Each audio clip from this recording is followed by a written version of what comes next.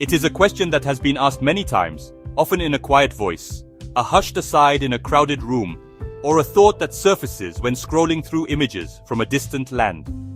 It's a delicate inquiry, one that hovers between genuine curiosity and the precipice of a deeply ingrained stereotype. The thought often takes a familiar form. An observer, perhaps a tourist standing amidst the human tide of Shibuya Crossing for the first time, or someone watching a Japanese film, might find their mind forming the sentence, "They all look so similar." It's a perception of uniformity, a sea of dark hair and similar facial structures that seems to wash over the subtle, infinite variations that define each individual. This idea, of course, is a common stereotype. But to simply label it as such and dismiss it is to miss an opportunity for deeper understanding. It's a cognitive shortcut, a label our brains apply not just to the Japanese, but to any group with which we are unfamiliar.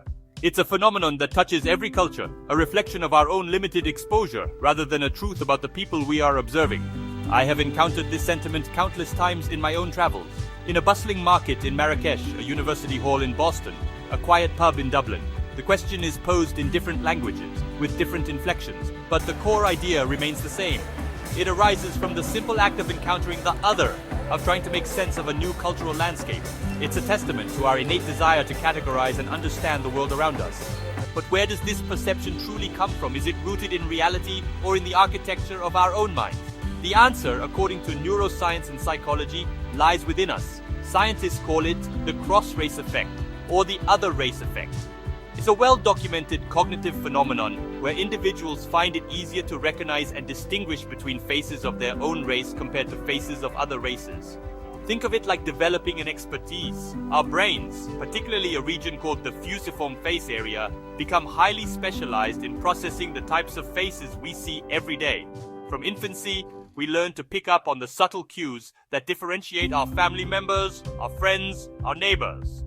The specific distances between eyes, the shape of a nose, the curve of a lip. These become our data points for identification. When we encounter a group of people with different baseline facial characteristics, our brains lack the practiced expertise to quickly and accurately process these new data points. The result?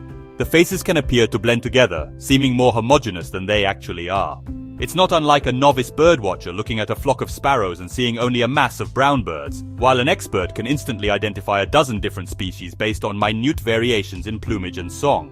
Therefore, when someone says that a group of people looks the same, it often says more about the person observing than the people being observed.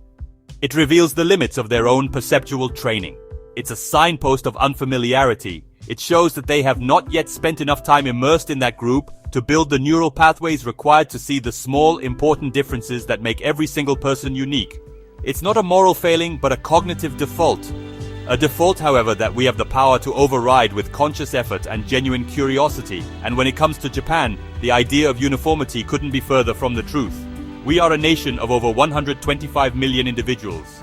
To paint us with a single brushstroke is to ignore the vast and vibrant tapestry of our history, geography, and modern society.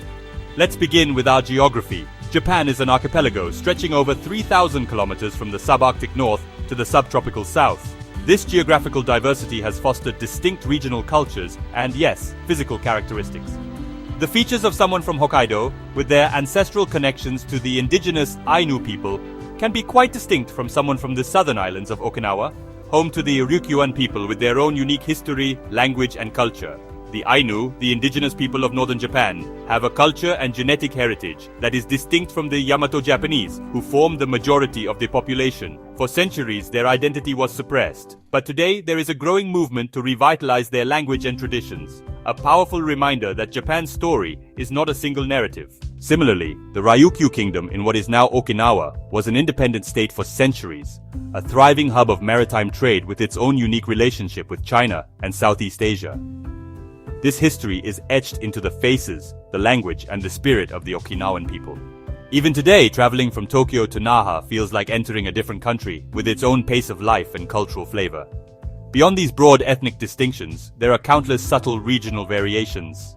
People from the Kansai region, around Osaka and Kyoto, are often said to have different temperaments and even facial structures than those from the Kanto region around Tokyo. These are the kinds of nuances that are immediately apparent to us, just as a European might distinguish between a Sicilian and a Swede. And this is to say nothing of modern Japan. Our cities, especially Tokyo, are global metropolises, melting pots of cultures from around the world. Walk through Shinjuku Station on any given day and you will see faces from every continent. Furthermore, the number of international marriages has been rising for decades, giving rise to a new generation of Japanese people of mixed heritage, often called Hafu. These individuals, like the tennis star Naomi Osaka or the baseball player Yu Darvish, are increasingly visible and are challenging and expanding the very definition of what it means to look Japanese. So, when you look at the crowd in Shibuya, look closer. You will see the university student with dyed hair and piercings, the salaryman in his impeccable suit, the grandmother with a face etched with the stories of 8 decades, the young couple of mixed heritage laughing together. You will see 125 million individuals. Each person has their own face, their own story, and their own life. To see us as one single image is to miss the incredible richness of our culture and our people. It is crucial to remember that this perceptual phenomenon is a two-way street. It can happen to anyone looking at a group they are not part of. Imagine a Japanese tourist, born and raised in Osaka, taking their first trip to Europe. Walking through a small historic town in Bavaria, Germany, they might be struck by the prevalence of blonde hair and blue eyes. And for a moment, they too might feel that the local people share many similar features. A friend of mine once told me a story about his first visit to a university in the American Midwest. He confessed with a laugh that for the first week, he struggled to tell his 3 different blonde, bearded professors apart. It wasn't until he got to know their personalities, their voices, and their teaching styles that their faces resolved into unique individuals. This isn't a criticism, it's a human reality. Our brains are pattern-making machines, and they try to make sense of new information by creating categories and finding similarities. This is a natural initial function of our brains. However, it is crucial to move beyond these first impressions. We must first acknowledge that this observation, this feeling of seeing similarity, is a starting point, not a conclusion. It is the beginning of a journey, not the destination. It is an invitation to look closer, to engage, and to learn.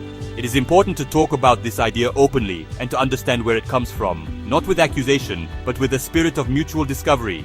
The antidote to the cross-race effect is simple, though it requires effort, exposure, and individuation. It means consciously looking for what makes each person different, rather than what makes them the same. It means engaging with stories from that culture, watching their films, listening to their music, and most importantly, interacting with people as individuals. It means asking questions, listening to the answers, and building a mental library of faces that are no longer just a group, but are Kenji, Yui, Hiroshi, and Sakura. We must challenge ourselves to look closer, to use the magnifying glass of genuine interest to see the individual, not just the group. Breaking through that initial perceptual barrier is like learning a new language. At first, it's a jumble of unfamiliar sounds. But with practice and patience, the sounds resolve into words, the words into sentences, and the sentences into poetry. The same is true of faces. With time and attention, the crowd dissolves, and in its place, you find a world of unique, unforgettable individuals. This essay will explore why this stereotype exists and reveal that more complex, more beautiful, and more human truth.